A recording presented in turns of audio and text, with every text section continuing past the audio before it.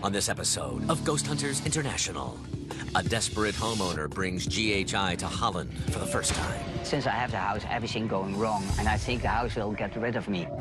Can the team diagnose the spirits that plague him? What was that? Upstairs, quickly. Or will the homeowner be cursed for a lifetime? Oh my God. Then, a North Sea fortress with a Nazi past becomes the latest puzzle for GHI to solve. What the smack was that? Every camera. And Barry and Chris get a show of hands from beyond the grave. Oh, there's something there. That's totally a handprint, Barry. That is something to write home about.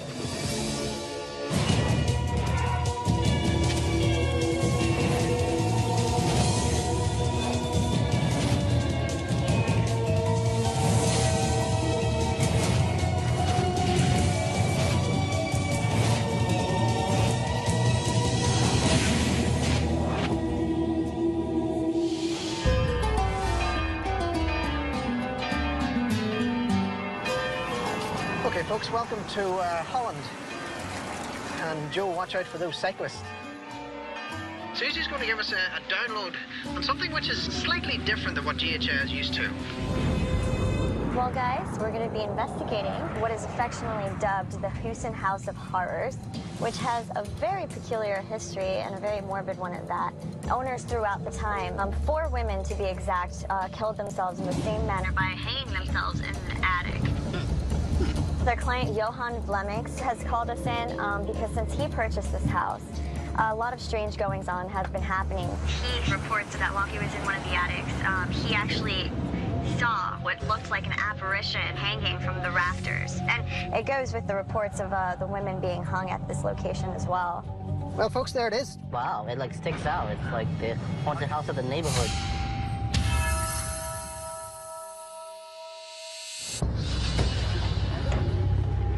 Hi. Hi, Johan. It's a great pleasure to meet you. Hi. Hi, Nice you were nice to here. meet you, Chris. It's very nice you will help me. Johan, can you give us some background history of the house? The house is built in 1735. It's a very old building. For many years, nobody wanted to buy it because they say it's a ghost house. In 1779, the whole neighborhood was flooded. Hundreds of people tried to save themselves by coming to this spot. It was the only building in this neighborhood. And they all drowned here at this location. Since I have the house, everything going wrong.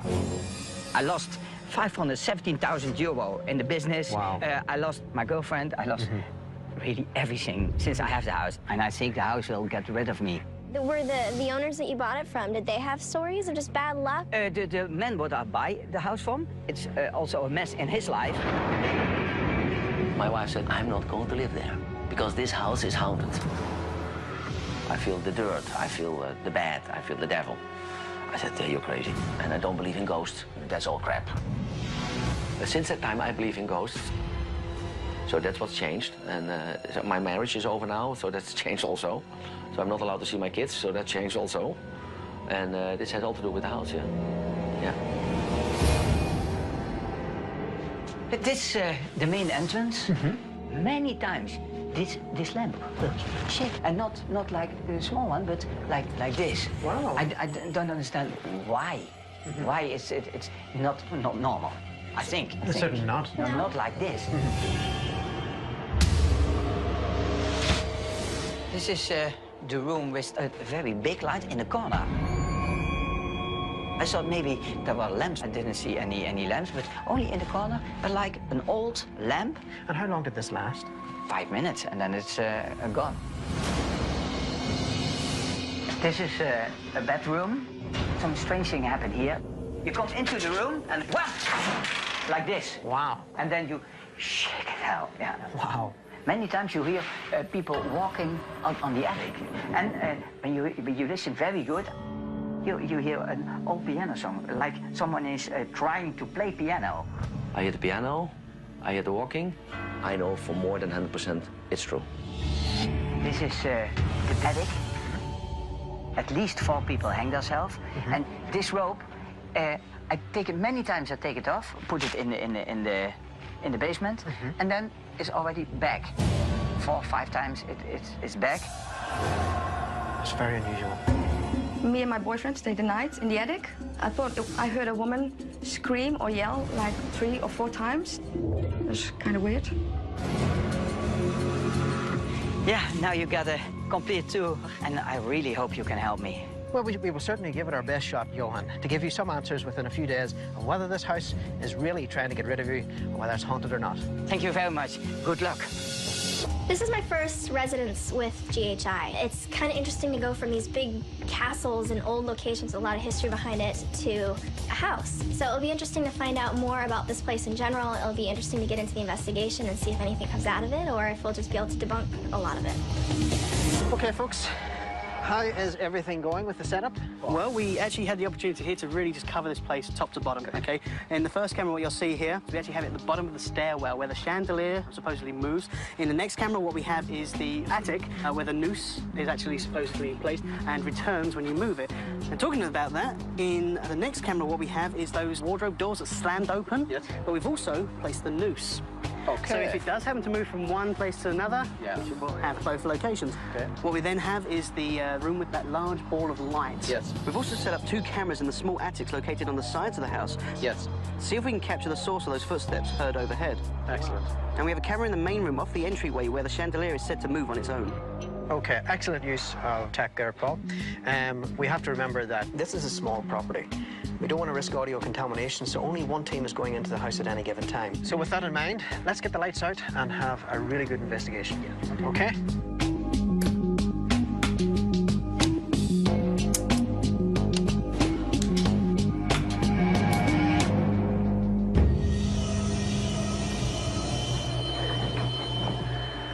So, this is the second floor bedroom. It doesn't look like the noose has moved any. Barry and I headed to the bedroom on the second floor, and in that room there was a couple of reports.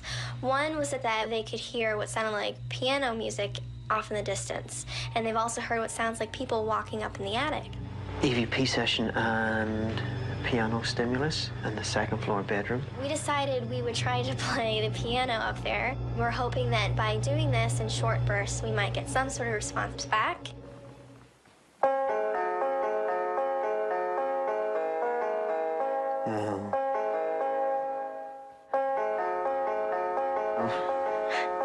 I couldn't even play Mary Had a Little Lamb, so don't worry about it.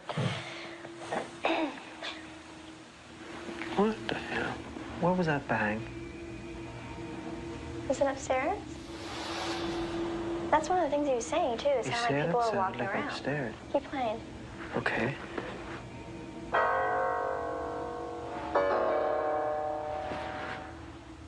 That was weird. What happened? I can't tell if I'm seeing movement at the end of the hall. I just did it there. While Barry was playing the piano, I thought I was seeing some sort of shadow play at the end of the hall. And it's very slight. That's why I can't tell if it's something or not. What was that? Upstairs, quickly.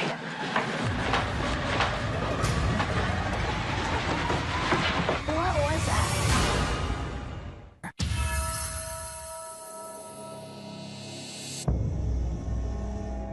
Let's see these playing skills. Chris and I set up an experiment at the second floor where we played a piano and wanted to see if there was going to be any stimulus from that. What was that? Upstairs, quickly. There seemed to be some unusual reactions from the attic immediately above our heads. What was that? Barry, that was loud. There. Did you hear that? Yeah. That sounded like something being thrown. Hello? Did you hear that? It sounded like a creaking board. We started hearing the sound, and it sounded like rustling or moving around, and we couldn't figure out where it was coming from. Is there anyone up here who wishes to make contact with us? But, you know, it was empty. There was nothing in that attic with us. Wow, this is a basement. Damn, it was low ceilings. Holy crap. Yeah. All right, what goes on down here? He gets an uneasy feeling, And he's gotten ill as well. Almost ill enough to go to the hospital. Huh. Okay, well, we're in a basement. Mm-hmm. What could cause creepy feelings, getting ill? Is it mold? Mold. Carbon monoxide? EMFs. High EMF. While Joe and I were investigating the Houston House basement, one of the claims down there is the feeling of dread, not wanting to be down there, and getting sick. That could all be caused by high EMF fields. Yeah, it's pretty much just a 0.1. There's nothing really. Okay, so it's not high EMF. Okay. It's not high EMF. I don't really see any mold. Yeah, neither do I. And it's very drafty, so carbon monoxide really couldn't build up. Yeah. Britt and Joe, basement Houston House investigation. Well, let's do an EVP session. We got 360 going, the thermal going, we got that going. See if we can reach out and make contact. My name is Britt. This is my good friend Joe. Hello? And we are here to make contact with you guys. The owner here is a little concerned, I would say, with what's going on in his house and his life, and he thinks that maybe the spirits here are not happy with him. So we're asking you for your help. Could you please make some kind of a sound, a bang, or let us hear your voice? You hear that? We started getting some sounds. Almost sounds like conversation going on. And we chased them, but we couldn't find the cause of the conversation. Britt, that Paul or Susan? Go ahead. Hey, are you guys having like a full-on conversation at normal volume up there? No, we're not having a noisy conversation, no. So where that was coming from remains to be seen. Alrighty, heading up to the attic. Barry asked Susan and I to follow up on the investigation in the attic, where allegedly 4 women actually committed suicide hanging themselves. EVP session, Paul and Susan, we're in the attic. I'd like to address anybody in this room with us right now. Are you one of the women who did, in fact, commit suicide? Was it the house that made you do it? I would like to specifically speak to the very first woman who decided to hang herself here. There's very few records kept from anybody who committed suicide in this building. Wouldn't you like to not be forgotten? Tell me your name. I think you're responsible for the other women's suicide. I think you influenced them to kill themselves. If Susan's wrong, if you're not to blame, then tell us. Killing yourself's a very easy way out. What was that? It sounded like it came downstairs. Like something moved. Is anyone down there? Oh, my God.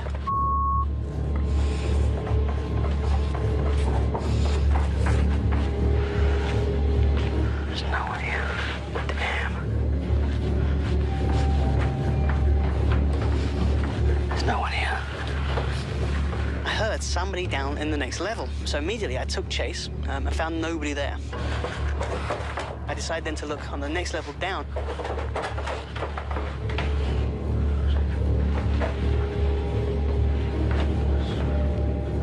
And again, I didn't see anybody. Did you find anything? Nothing.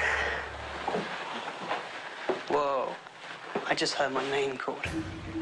Right now. What did it sound like? Sounded like, oh.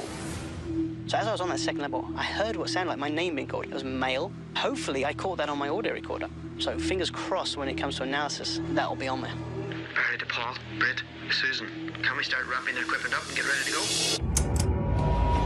Johan has claimed that this house has ruined his life.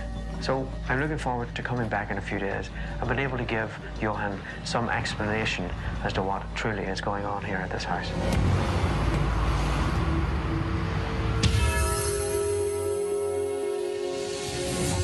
So we're just about to go into analysis for the Houston House, notoriously known as the most haunted house in the whole of Netherlands.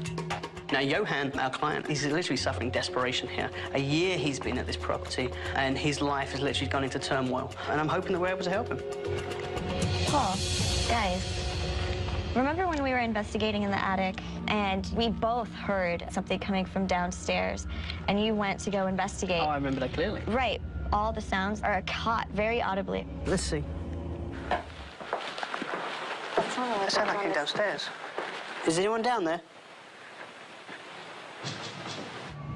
Oh, yeah. Click, click, click. What's odd is that Joe and I were hearing those same sounds, and we couldn't trace them down either. Yeah, you kept going outside to see who was around, and there was nobody else. Wow, I think that actually might be something which we'll take to Barry and see what he makes of it.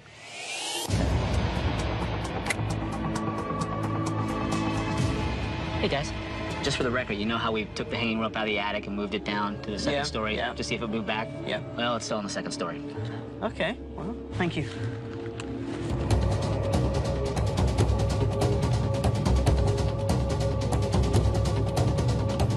Hey, guys. Okay, this is the downstairs camera right in the entryway. Yes. This is where the chandelier moves. Yeah. Well, check this out. Yeah, look at that. Yeah. What the hell is that all about? Wow. Oh my God.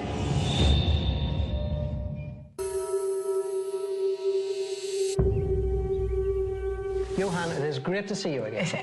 Nice to see you, Nice and to I'm see so you. anxious what you have. During the process of gathering the data, some of the teams did have some unusual experiences. Barry and I were in the second floor bedroom. Because you had told us about this piano music, Barry brought this little piano set up, and after playing for a little while, we heard what sounded like a thump come from the attic. So we went back to playing to see if we could get it to happen again, and sure enough, we heard another thump, so we headed straight up there. Once we're up there, we heard this movement that was coming from right by me. Definitely caught us off guard, but we couldn't figure out where it was coming from. Okay, so now in this main hallway, you said you had the chandelier shake. We'll play the clip for you and see if you catch what we saw. Yeah.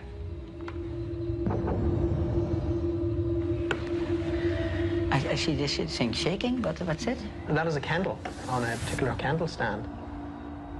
The other thing that was moving too was we had this extension cord hanging here. Yeah. So you'll see these two objects moving at the same time. How is that possible? It was another camera angle up in the attic, and you'll be able to see why the candle was moving. Oh, this curtain is moving. Because the front door was open just narrowly, and the wind was coming through. Yeah. It was vibrating both the candle and the extension cord, and we were able to understand what was going on because of the curtain at the top of the stairs blow in and out. It was like a giant wind tunnel, basically. Paul and Susan were up in the attic area. And that's whenever they began to hear these unusual noises. Is anyone down there? Hey, hey, 3 clicks. Is anyone down there? Is someone down there? Paul chased it down to the main floor. We were able to follow the action from the DVR system in the main hallway. You see Paul coming down. Paul was very diligent to make sure that there was no one down in the bottom floors. He wasn't able to find any trace where this particular noise was coming from. Have you heard any of those noises before? I never saw this other. Yeah. It remains a mystery. So, is this building haunted? It's really hard for us with the lack of things we were able to catch that we can't call this place haunted based on what we found. How it's possible that when I buy the house, from the first day off, everything going wrong? Is it in my head? I really think the house hasn't really had that much life with it for a long time, and it sits on a knife edge, and it can go either way. And sometimes a house just needs some tender loving care. I think everybody has a streak of bad luck, you know, and it does happen, but you always bounce back. I think you've had enough bad luck. Yeah, and I'm happy you are here. Thank you. Thank you. Thank you so much for Thank having you. us. Thank you. Thanks to GHI, I think different. I think now positive, and I think I can turn everything to a positive future. Well, there's one done, Miss Chrissy. Yeah, I mean, residential cases are a lot different than castles or forts. You know, they're a lot more personal. And for him to let us into a space like that, he was obviously concerned about living there. Well, let's get back, pick up the rest of GHI, and hit the road. Sounds good.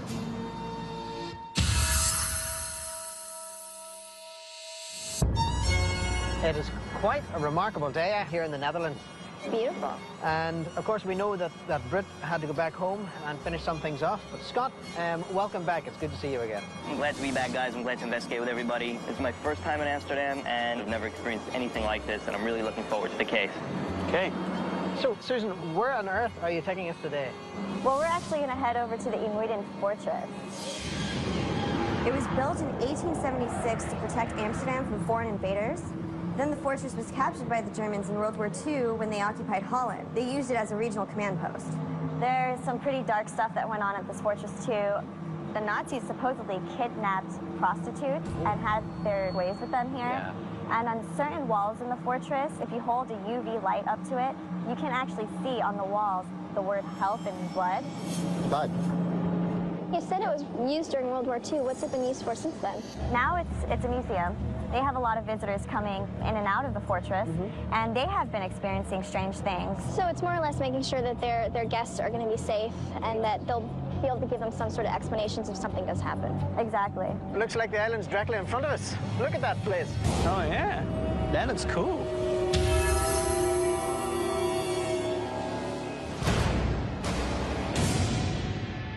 Dan, how are you? Pleased to meet you. Hi. Welcome to the Fort Island. We want to share with you some experience we had here, especially the paranormal experience. We would love to know some history. If you go to 1876, this whole area was a very important point to protect Amsterdam. So what happened here then during the Second World War? Germans took everything and used this fortress to make a lot of bunkers. This all German bunkers, and we had a lot of bunkers on the island. Now, Jan, we're led to believe that you have some unusual paranormal activity. Many people died during the digging of the North Sea Canal and were buried in the dunes underneath this very fort. It is not unreasonable to think their spirits still wander the halls of this fortress. Here we are in the so-called pink room, because the entrance is painted pink. But we also call it this room because it gives associations with sex. This was the room for the prostitutes where they could give comfort to the Germans. There was something written on the wall, but you don't see it on the moment. But it was with black light, you could see it, help. So what other type of paranormal phenomenon is reported here? Some people, especially women, are feeling uncomfortable, uneasiness, sometimes sick. And sometimes you feel that you are not alone. It's a very strange feeling, isn't it? Okay, so where shall we go next? Yeah, let's go to the hallway now. Sure. This is the spot where we hear the dog howling. We don't have a dog here. Right. And sometimes the door slams. I see that the doors are on magnetic catches. Yeah, of course. If you cut the power to the magnets, then the door slams back. Because it only happens when there is a fire alarm. I was in a large corridor and the doors slammed in front of me. And the door slammed in back of me. So actually it was locked in that corridor. There was no wind. The door couldn't fall shut by itself. There is something in that fortress still active, yes. Here we have our memorial room. All the people who worked on the island has their place here to remember if they died. I was near the memorial room and I noticed a soldier standing alone in the corner. When I glanced over at him, he turned directly towards me, took a step back, and disappeared into thin air. I've never been so terrified in my life. Wow. This is cool. This is cool. This is a dining room. I want to tell you something about this spot. I feel this presence. It comes spontaneously. It's like if somebody is following you. While you don't see anybody, you don't hear anything. It's a very strange feeling, isn't it? For 7 years, I'm a guide on the island, so I give people guided tours. I hope that CHI can give some answers about questions we had here. Howling hounds, whispering, slamming doors. Hopefully, we detect something. Now tonight I'm going to be utilising the full spectrum technology, basically because we are going to be looking at various different spectrums here. And we have the occupation of the Nazis here. So when we're doing our investigations, obviously, we're going to be looking at tailoring a certain amount of our questions towards the German military and just seeing what comes forward. What camera positions have we got, Paul? And what we have here in this camera is the corridor that connects both corridors 1 and 2. What we're trying to do there is basically make sure nobody's walking down the hallway. What we then have in this camera is corridor 2. And what we're able to see is the door where supposedly it makes that slam sound. This camera is up in the restaurant. What we then have in this camera is covering angles, making sure everywhere's basically visible to us. And this camera here in the hospital area. The fun part about this is it gives us a little room to kind of explore. So if you guys have the time to start looking into other areas, go for it. Sometimes our best evidence comes out of places that aren't on the tour, so don't be afraid to stray. Let's have a good investigation.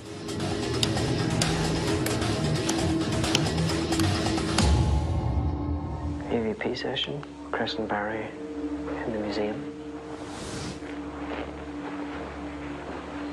Hello? Wie geht's? Mein Name ist Barry und das ist Chris. Hello? Chris and I came to the museum to follow up on some of the claims of activity that were reported down here, such as a feeling of presence and doors slamming closed. This place can get you so turned around. What? What's that?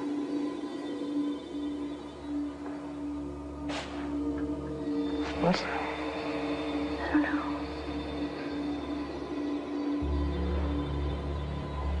I can't see a damn thing. Bear, what's going on?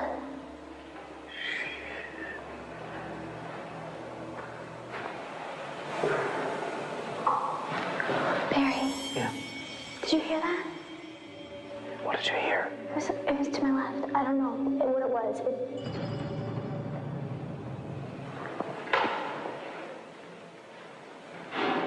Where in the hell is that coming from? Is somebody on our floor? Oh. Shh, shh, shh. Holy crap, man.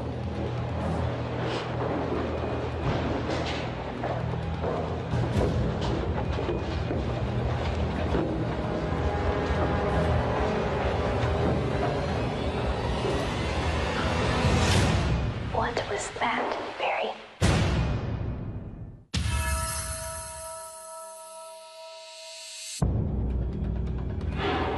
Where in the hell is that coming from? Is somebody on our floor? Oh. Barry and I were investigating the part of the fort that is the museum. We just kept hearing these sounds. We couldn't figure out where they were coming from, so we kept following them to the direction we were hearing them.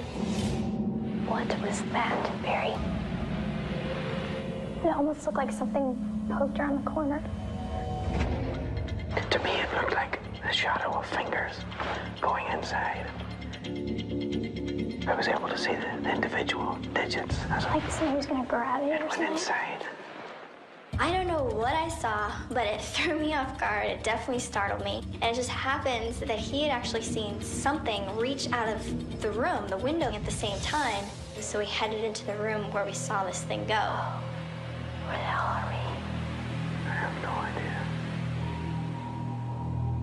If you're the one responsible for bringing us here, for attracting us to this location, can you please make a distinctive noise? Wo ist Ihr Name, bitte?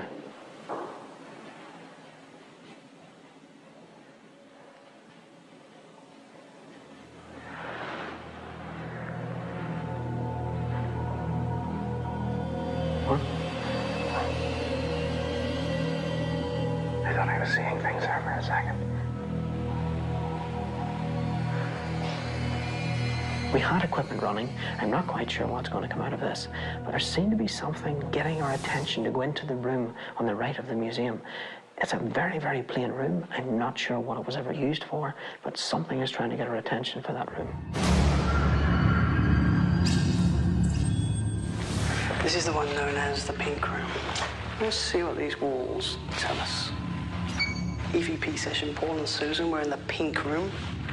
Now's an opportunity for you to show yourself. So Susan and I decided to investigate the Pink Room. And there are actually reports that a team went in there and actually took a photograph of what looks like help on the wall. We would very much appreciate any sort of communication you can offer us, whether it be making a noise, telling us your name, or if you can simply come forward. We're just here to understand why you stick around here. There's really nothing holding you here except for... What the smack was that? Grab a camera. Whilst conducting an EVP session in the Pink Room, Susan and I both heard what sounded like a door slam. Immediately, we gave chase. Paul and I ran downstairs. Immediately, I thought, the door slammed shut, just like our client claimed would happen. And as we were heading towards this door, we were coming out of one hallway into hallway 2. Did you just hear Yeah, the door? I heard that door go. We heard a different door. That's what I heard. We went in there, we checked it out, nobody was in there. I can't explain what that was.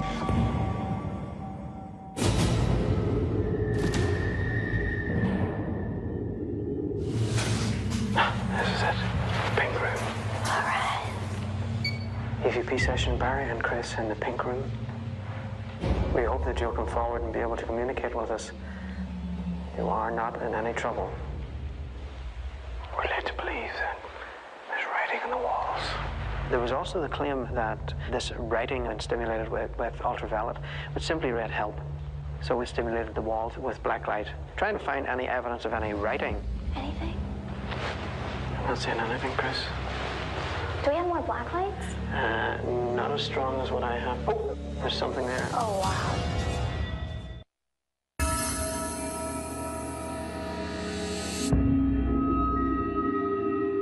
Chris and I stimulated the walls in the pink room with black light, trying to find any evidence of any writing. Oh, there's something there. Oh, wow. A couple of shots of that.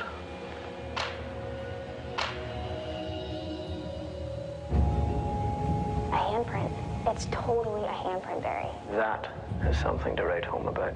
Yeah, you can definitely see it. All fingers, all the thumb, everything. It was actually a handprint. It kind of got us both excited. This is crazy. I don't get this, Barry. Why a handprint that you can only see with the black light? It's possible that it could have been maybe some type of chemical on the person's hands. This begs the question, what was it that was on their hands, and why is it under the paint? It's hard to say. I really don't know. This is the kitchen, and the dining room's over here. This place is huge. It's massive. I'm gonna put this right here. Okay. Scott and I were investigating the dining room area, and the claims up here is that they get an uneasy feeling, and they have a cold spot where people are dining. Like a cave. Shh. You hear that?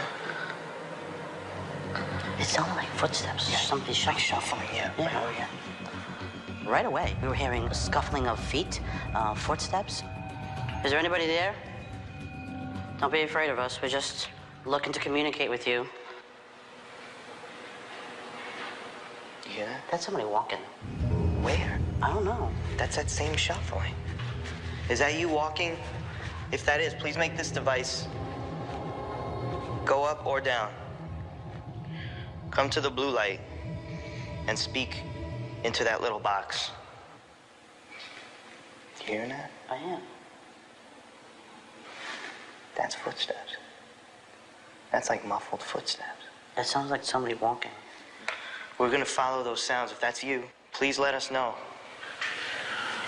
Did you hear that? Was that breathing? Did you hear that? I swear to God, I got goosebumps on that. I got freaked out. Did you hear that? I heard that. While we were investigating, we both heard what sounded like a breath. It was very heavy, and it startled us. Are you still with us? There's no one down there. It was pretty crazy. I'm excited to see if we actually caught that. That'd be really great to bring to the client, to give him some answers that he's looking for. Okay, folks, let's get those lights on and get everything wrapped up.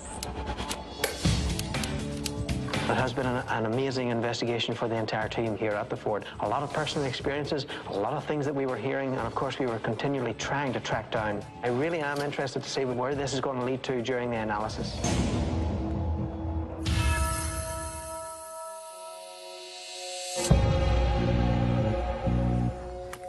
So we're just about to go into analysis for the Amsterdamned Island Fort. Now, because of the amount of equipment we use, the plethora of equipment, there's going to be a mountain of data coming from this. Audio, video, DVR.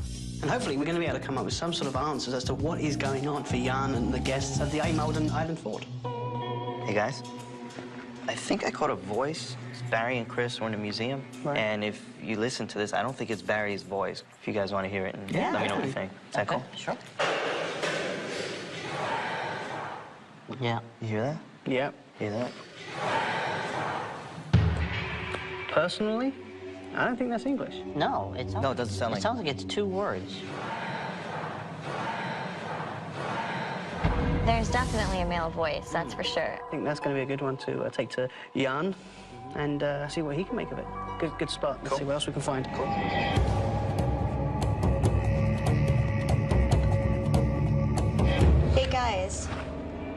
Remember when we were investigating in the pink room and we heard the door slam shut and we went running after it to see what made that noise? Well, I was actually going through the DVR footage and I cannot see anybody at all in the hallway, so I have no idea what made that sound. So let's crack on and see what we can find. Okay.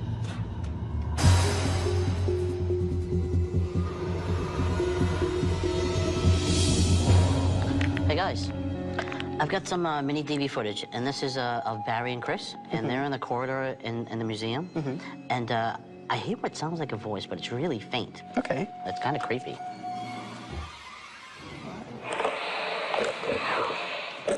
Oh my God. Whoa. That is weird.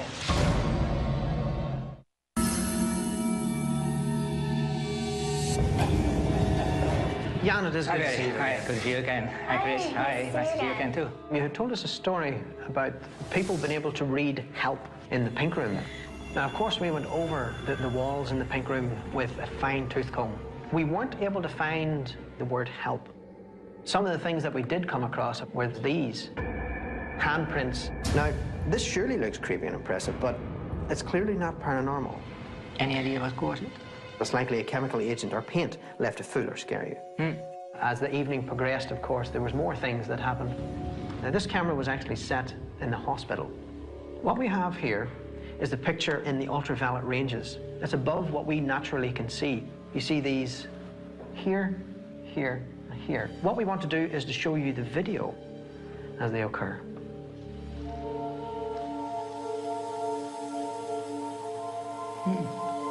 Wow. Whatever these energy formations are, they're self-illuminating. They're presenting their own light in the ultraviolet spectrum. Very strange, but considering what else was happening in the building, it doesn't come as a surprise. Chris and I were working in the museum. We entered one of the rooms. I heard a voice call out. We were able to record that voice.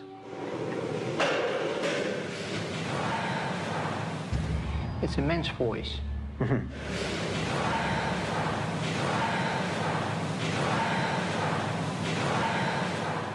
It seems that it's a rechtsom. Rechtsom? Yeah, that means to go to the right. Do you remember your position? I do actually, because I was he on the right? I was moving to the right. Well, that's certainly one for the books that we will have to share with the team going back. Barry and I, we were up in the museum for quite a while, and we started hearing noises come from all different directions. We caught something on our audio. Now, as we're just setting the camera down, you'll get this whisper of a word that comes in. What does it sound like to you? Yeah, help. Yeah. Really, I'm happy that I see this. Of course. This is no imagination. It is real. Yeah. Good. So this one is probably my favorite one out of everything that we've got. It's actually Paul and Susan. They're investigating in one of the tunnels. Give a listen for this little voice. I'll just kind of pop in for a second.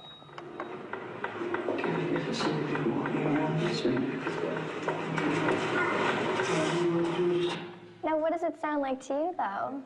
Did you hear that? Hi. Hi. That's exactly it.